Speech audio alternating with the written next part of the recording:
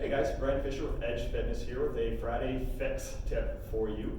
We're going to be talking about bracing the core a lot through movement because it's a big key principle. We want to move from core to extremity, from the inside out. When we load the body, we want to make sure that our core is braced, that we're creating what we call super stiffness. Okay? It's not being real tight to where you can't move, but it's being tight, strong, and stable in your position so that you're able to move in the way that you want to. A little safer, a lot more safer, a lot more effective in terms of your overall movement. And it makes each exercise so much more effective because the right muscles are doing what they should be doing, moving off of a fixed point to allow them to move more freely. That core stability allows your arms to then have more mobility, more freedom of movement in whatever movement you're doing, whether it's inside the gym here with the exercises I'm going to give you some examples with, or as we're getting ready for a nice snowstorm here in Iowa, it's great too when you're out shoveling snow, knowing how to go through a hip hinge, like Laura's demonstrating on our Movement Monday, so make sure you're checking those out.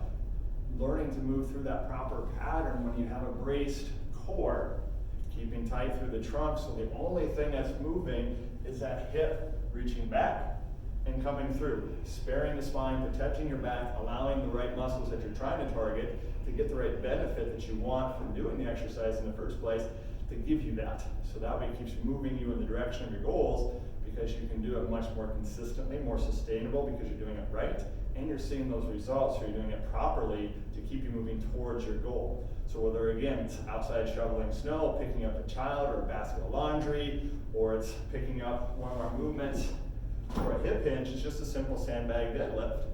Moving through those hips, bracing like you're going to get punched in the stomach, reaching back, grabbing those handles, pulling them apart, pushing that floor away from you, brace through the trunk, my shoulders and lats are connected, the core is braced, hips are really working here, reaching back, keeping that constant tension through the movement allows you to move much more efficiently. As you're working, when we talk about that core bracing, it's on a dimmer switch. Okay? Just think about your lights on a dimmer switch. They're always on in this case. Even just standing here as I'm talking, all my core is on. It's working, but the lights are dimmed down really low. As I picked up that bag, it's not a heavy bag. For me, it's just 40 pounds, but as it gets heavier relative to you and where you're at, your movement ability, your strength, that dimmer switch slides up. Those muscles have to get a lot louder, a lot brighter. They got to work a little bit harder, more efficient. You can control that dimmer switch, those muscles, to use the right amount for the right activity. Again, your movement is that much more efficient. So if you're not focusing on bracing through the core, even just a simple movement like a hip hinge, again, in the gym or out of the gym, it's going to be a lot more challenging for you. You might have some different knee issues start to creep up, back, hips, shoulders and neck, even the whole body's tied together. So if you're not moving with that braced, tight core to protect the body and all its parts as you're moving, that's going to open you up for diminished results, slower progress on anything, potential for injury, even old injuries bothering you again, or new injuries coming up. Another way that we load the body is at a higher complexity is with an exercise of a split squat with an asymmetrical load. This is something that we progress to, working with some basic exercises like a hip hinge pattern, all the way up to something more complex here, where we have the kettlebells in an off-centered position for a split squat, holding a bottoms up bell here, down arm here, pressing that floor away with the front foot, reaching for the ground with that back knee, pressing up, reaching down. Again, that braced core allows you to be able to safely and effectively move in both basic and more complex movement patterns.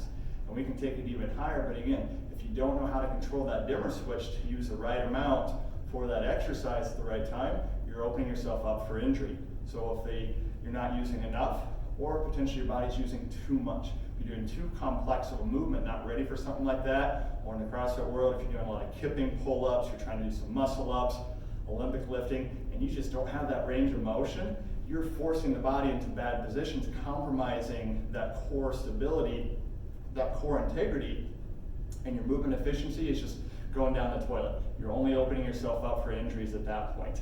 Or at the very best, you're opening yourself up for, man, this is a lot harder than it should be, I just don't think I can do this anymore, and you stop.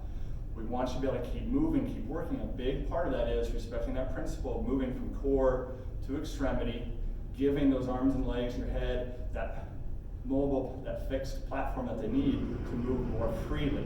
So if that's something new and needs a little help with that, we'd love to help you guys out and give us some comments, hit us up on our social media or on the website. We'd love to help you out with that. You can always subscribe and share for the videos here. Check out our other videos with great tips. Make sure you don't miss out on those. We'd love to help you out, so make sure you tune in for next time. Have a great one.